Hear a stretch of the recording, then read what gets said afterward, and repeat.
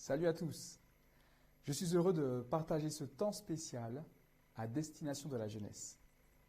C'est toujours une belle opportunité, un privilège de nous réunir autour des enseignements du Maître des cieux pour entendre ce qu'il a à nous dire, à la fois personnellement, mais aussi tous ensemble. Je tiens à saluer le pasteur Ethel ainsi que toute son équipe pour l'organisation de ce bel événement. Et certainement, à cause des circonstances actuelles, il n'a pas pu avoir lieu comme prévu. Mais l'équipe a souhaité, en dépit de la situation, vous proposer un temps fort spirituel, de réflexion biblique et d'engagement. Mes salutations également à toute l'équipe fédérale de la Guadeloupe, et notamment au pasteur Daniel Cancel et son épouse, que je salue très fort, très chaleureusement. Daniel, il a d'ailleurs fait partie de l'équipe de la jeunesse ici à la Fédération France-Nord. Je vous remercie donc pour votre travail et votre investissement auprès de la jeunesse. Que le Seigneur continue à vous soutenir, à puissamment vous accompagner dans cette belle œuvre du salut des âmes. Je m'appelle Stéphane Caris, je suis pasteur à la Fédération France-Nord. Je suis également directeur du département de la jeunesse. J'ai 40 ans, je suis marié à Sarah, avec laquelle nous avons 2 merveilleux garçons, Ethan, 11 ans, et Aiden, 5 ans. Le thème de ce rendez-vous est « Jamais sans toi ». Jamais sans toi. Comme une image forte, puissante même, de la part du Seigneur. Un appel du cœur de Jésus directement à ton cœur. Jamais sans toi, ou comment imaginer de passer l'éternité sans toi ? Et si c'est bien l'éternité dont il s'agit, en fait, c'est aussi de la vie éternelle. Ce matin, je te propose de voyager, de t'installer aux côtés du Seigneur. C'est Luc qui raconte ce qui se passe. Son objectif en écrivant est que toi, jeune homme, jeune fille, tu reconnaisses la certitude des enseignements que tu as reçus. Son vœu est que tu sois au clair sur la position qui doit être la tienne par rapport à ton salut. Et là, je ne te parle pas du salut de tes parents ni des personnes qui t'entourent. Je te parle de ton salut à toi, le tien. C'est-à-dire la démarche de salut que le Seigneur a mis en place uniquement pour toi. Nous sommes donc en Judée, l'actuelle Palestine. Le Seigneur est en train de voyager en direction de Jérusalem. C'est le dernier voyage de son travail sur terre. Au bout, il y a la croix et la résurrection. Mais durant ces voyages, le Seigneur était constamment attentif aux personnes qui évoluaient à ses côtés. Il lisait les cœurs, il sondait les sentiments, il lisait les frustrations, les incompréhensions, les indécisions. Vraiment, aucun cœur ne pouvait se dérober à son attention. Et alors qu'il enseigne avec des illustrations aux chefs religieux qui étaient venus le tester, le questionner, Jésus explique qu'il faut recevoir le royaume de Dieu comme le ferait un enfant, un petit enfant. Nous sommes donc dans l'évangile de Luc, au chapitre 18 au verset 17. Et c'est à ce moment-là qu'intervient un jeune homme, un chef. Il vient et demande à Jésus ce qu'il faut faire pour hériter la vie éternelle. Un chef qui interroge Jésus et dit « Bon maître, que dois-je faire pour hériter la vie éternelle ?» Luc nous le présente comme un chef. Qu'est-ce que ça veut dire ? Qui étaient les chefs à l'époque ? Dans le récit de Luc, il nous fait comprendre que les chefs de l'époque de Jésus n'étaient pas forcément des personnes qui étaient fréquentables. Parmi ces chefs-là, il y avait Pilate, Hérode, Philippe. Et ces gens-là étaient très riches, c'est vrai, comme ce jeune homme, mais ce n'étaient pas forcément des gens qui permettaient de vivre correctement. En plus de cela, il est riche. La richesse en elle-même n'est pas un problème. La Bible en parle beaucoup, notamment de personnes qui étaient riches. Non, en fait, ce qui importe, c'est plutôt la place que peut finir par avoir la richesse dans le cœur d'une personne. Je vais peut-être te faire sourire, mais lorsqu'on est jeune, on est riche. Et là, j'entends tout le monde qui dit pas du tout, au contraire, quand on est jeune, c'est plutôt la galère. T'as pas de voiture et même si tu en as une, t'as pas d'argent pour payer l'assurance ou l'essence. T'es bien gentil, toi, mais en fait, quand on est jeune, on n'est pas riche. Eh bien, détrompe-toi, car tu es vraiment riche. Peut-être pas riche pécuniairement parlant, quoique proportionnellement aux autres habitants de la planète, tu es vraiment riche, tu fais partie des plus riches. Mais tu sais, la richesse dont je te parle, C'est celle qui te fait te sentir fort face à la vie, fort face à l'avenir, fort face à la santé, fort de tes capacités physiques. Tu es riche car tu as la vie devant toi. Et le temps est ce qui a le plus de valeur pour nous. Et ce n'est pas pour rien que Paul, d'ailleurs, aux Éphésiens, aux Colossiens, va dire « Rachetez le temps ». Oui, cher jeune, tu es riche. Mais que fais-tu de ta richesse? Eh bien, ça tombe bien, car le jeune homme de l'histoire est riche. Et il pose une question bizarre à Jésus. Bizarre parce qu'il demande ce qu'il faut faire pour hériter la vie éternelle. Si tu as déjà entendu parler d'héritage, tu sais qu'il n'y a rien à faire pour le recevoir. Sinon, l'accepter officiellement, ou éventuellement remplir des formalités administratives. Mais il n'y a rien à faire, il n'y a pas de choses à gagner. C'est un don, un héritage. Qu'est-ce qui se passe donc au fond du cœur de ce jeune homme? Pourquoi se sent-il obligé de s'exposer de la sorte devant tout le monde en posant cette question?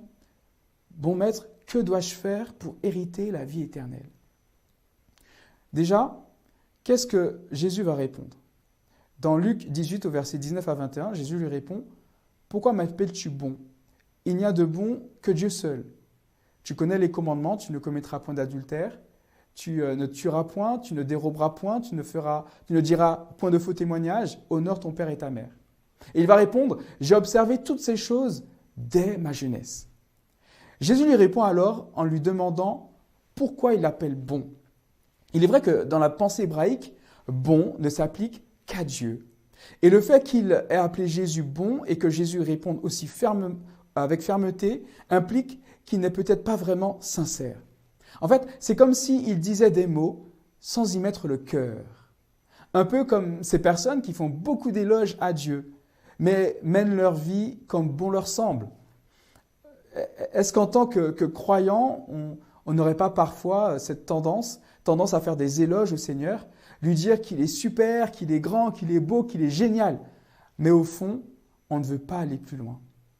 Ce que Dieu veut, ce n'est pas des éloges. Dieu veut des cœurs vrais et sincères avec lui. Des cœurs qui ne jouent pas double jeu.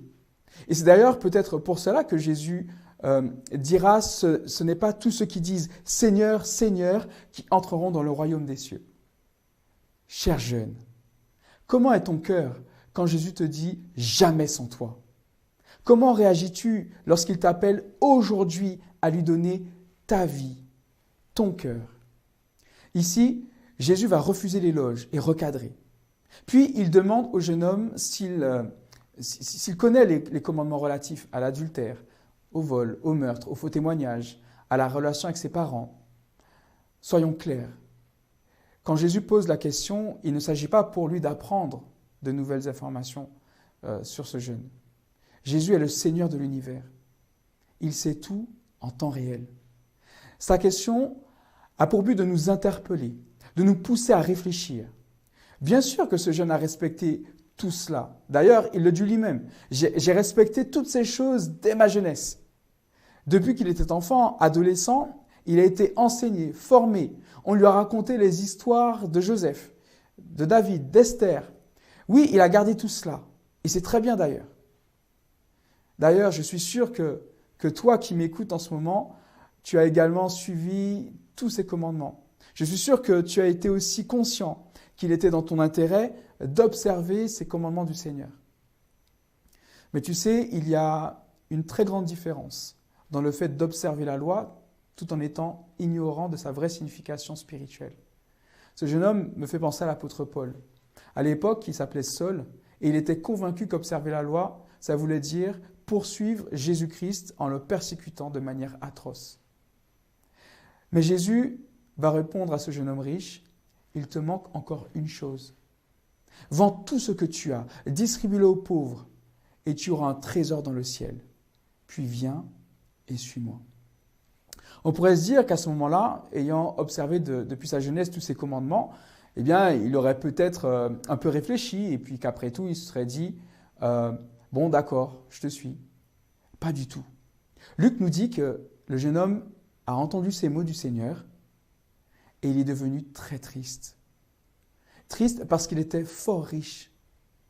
Triste parce que le Seigneur lui demandait ni plus ni moins que d'abandonner ce qui lui permettait de se sentir fort, libre, indépendant. Fort, libre et indépendant. Et comme on l'a vu juste avant, n'est-ce pas ce qui te caractérise, cher jeune?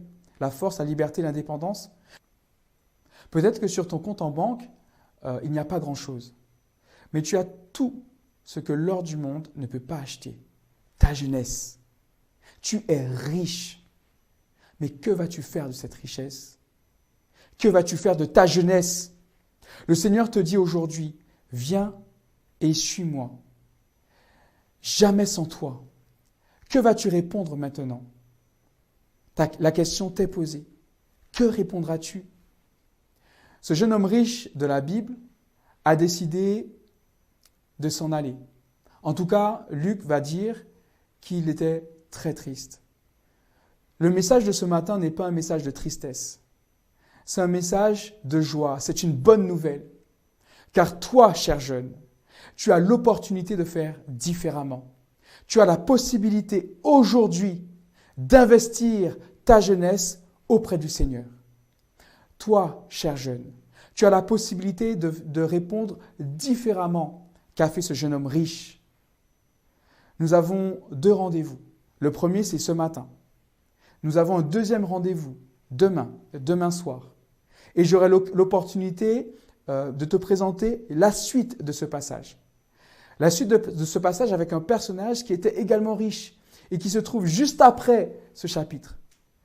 Peut-être que ce personnage va agir différemment, va répondre différemment. Car alors que Jésus te dit « jamais sans toi », son attente, la réponse qu'il attend de toi, c'est que tu lui dises « jamais sans toi, Seigneur ». Je te veux dans ma vie aujourd'hui et je ne veux pas faire un pas de plus sans toi dans ma vie. Cher jeune, je t'appelle ce matin. Car aujourd'hui, tu as l'opportunité de prendre la bonne décision, la meilleure décision. Aujourd'hui, comme je te l'ai dit, je n'ai plus ton âge. J'ai 40 ans. Mais j'ai eu 20 ans. Et c'est vrai qu'à 20 ans, devant nous, on a comme une espèce de boulevard. À 20 ans, j'ai choisi de suivre Jésus. Cela n'a pas été une belle ligne droite. Je te le dis franchement, ça a été des hauts et des bas. Jusqu'à ce que je comprenne et que je réalise que je n'avais pas tout abandonné à Jésus, que je n'avais pas tout donné à Christ. J'ai été baptisé à 18 ans et à 26 ans seulement, j'ai réalisé à quel point je me mentais à moi-même et à quel point je mentais à Jésus. Tu n'es pas obligé de faire comme moi. Tu n'es pas obligé d'attendre autant de temps pour prendre conscience, pour réaliser à quel point cette richesse que tu es en train de la dépenser d'une manière différente que ce que le Seigneur voudrait. Aujourd'hui, je t'appelle afin que tu puisses prendre position pour Jésus. Lorsque Jésus te dit « jamais sans toi », il attend cette réponse de toi. Que lui répondras-tu? Que choisiras-tu? Que décideras-tu? Mon vœu, c'est que tu choisisses Jésus. Que ta jeunesse, que tu décides de l'investir auprès du Seigneur. Que tu l'investisses dans l'œuvre, dans la mission. Il y a plein de personnes autour de toi dans l'Église qui sont affairées, qui sont engagées, qui sont investies. Mais ces personnes-là ne seront pas là pour toujours. Ces personnes-là aussi grandissent, elles se fatiguent, elles vieillissent. Qui va les remplacer? Qui les remplacera si ce n'est toi, quand tu prendras position pour Jésus? Je termine cet appel en te disant que depuis que j'ai pris conscience que je n'avais pas tout donné à Christ et que j'ai finalement tout donné à Jésus, je peux t'assurer que le Seigneur a pu mettre en action le plan qu'il avait déjà préparé pour moi. Ce plan, il l'avait déjà préparé, mais il était en attente. Il m'attendait. Et Dieu aussi a un plan pour toi. Il est déjà prêt. Il attend simplement ton signal, ton accord. Il attend que tu lui dises « Oui Seigneur, je veux marcher dans ce plan avec toi ». Et alors que je vais prier, je t'invite à t'associer à cette prière. C'est une prière d'appel. C'est une prière de consécration. C'est une prière où on dit tout à Jésus. Je t'invite à t'associer à cette prière. Pas comme ce jeune homme riche qui s'associait aux prières de la synagogue pour l'apparence, pour faire comme les autres, pour les copains. Je t'invite à t'associer à cette prière de tout ton cœur et que le Seigneur puisse te parler, t'interpeller, te toucher.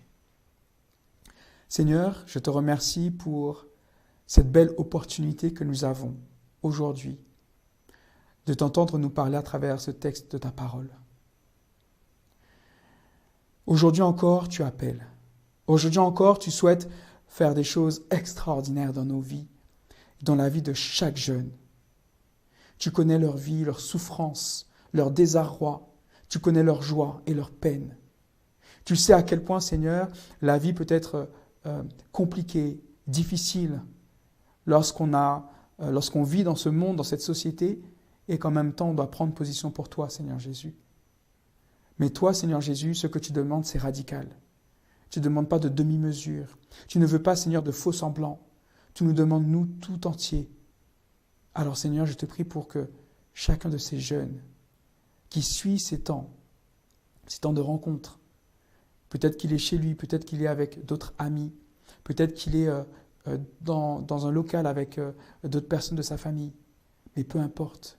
Je te prie pour ce jeune qui écoute cette prière maintenant. Tu connais sa vie, tu connais son cœur, tu connais ses luttes, tu connais ses victoires et ses défaites. Je te prie, Seigneur, pour que ce jeune puisse t'entendre toi-même lui parler, jamais sans toi. Que ce jeune réponde à ton appel. Je te prie, Seigneur Jésus, pour que tu fasses éclater ta gloire dans la vie de chacun de ces jeunes, dans la vie de cette belle jeunesse en Guadeloupe. Que tu fasses en sorte, mon Dieu, qu'ils se lèvent comme un seul homme, qu'ils prennent tous position pour toi, qu'ils s'engagent pour toi et qu'ils tiennent bien haut l'étendard ensanglanté du prince Emmanuel. Seigneur, je te prie afin que tu leur accordes ta victoire, celle que tu nous as gagnée sur la croix, pour que tu les visites par la puissance de ton Esprit Saint et que tu permettes, Seigneur, à chacun de ces jeunes d'être victorieux dans chacune des dimensions de leur vie. Tu vois les études, tu vois la scolarité, tu vois le travail, tu vois la vie à l'église, tu vois aussi les relations avec les autres. Tu sais à quel point tout cela peut être confus, difficile. Mais toi, Seigneur, tu as la victoire. Que tu interviennes donc avec puissance en faveur de chacun de ces jeunes et que tu fasses éclater ta gloire en leur faveur. Seigneur, je te remercie, car je sais que tu vas faire des choses extraordinaires. Réponds, s'il te plaît, à notre prière. Réponds, s'il te plaît, Seigneur, à nos demandes. Et délivre ta jeunesse, bénis-la abondamment. Seigneur, je t'ai prié ainsi parce que tu dis dans ta parole, tout ce que vous demanderez en priant, croyez que vous l'avez reçu et vous le verrez s'accomplir. Béni sois-tu, Seigneur, je t'ai prié au nom de Jésus. Amen. Amen. Que Dieu te bénisse.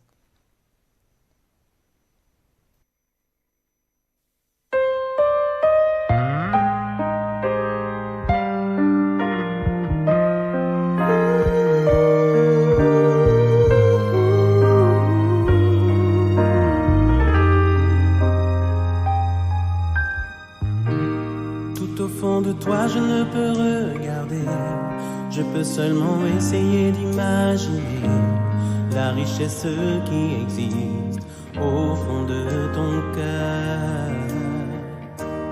L'or et l'argent peuvent faire briller mes yeux, mais te regarder me pousse à adorer Dieu. Ton âme est un vrai trésor, jamais ne se ternira. Le péché ne pourra jamais effacer l'image que Jésus sur ton cœur a gravée. Ce que tu as fait ou n'a pas réussi n'y peuvent rien changer. C'est Dieu qui t'a choisi.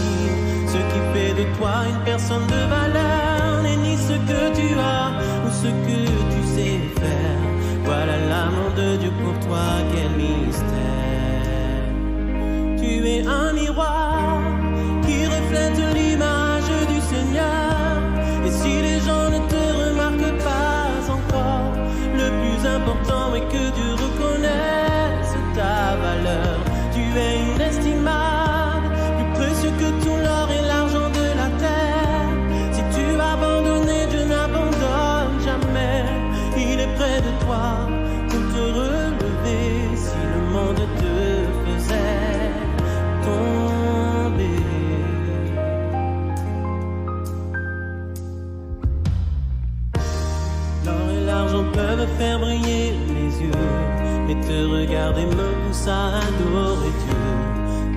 est un vrai trésor qui jamais ne se ternira. Le péché ne pourra jamais effacer l'image que Jésus sur ton cœur a gravée. Ce que tu as fait ou n'a pas réussi n'y peuvent rien changer. C'est Dieu qui t'a choisi, ce qui fait de toi une personne de valeur.